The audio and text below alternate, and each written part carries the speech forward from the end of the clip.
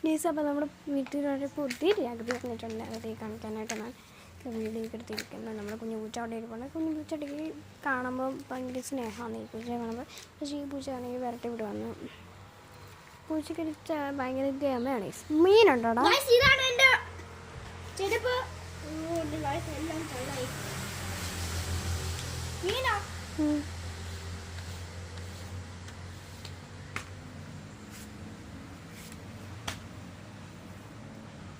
എന്തിനു നീന്താ മാക്രിക്കാർക്ക് ഫുഡ് കൊടുക്കുന്ന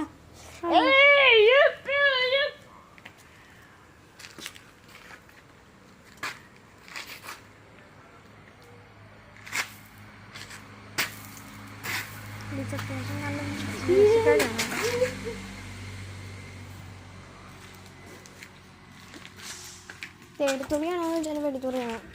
എടാ കമ്പെടുത്തോണ്ട് പോയാലോ? നീ കമ്പ്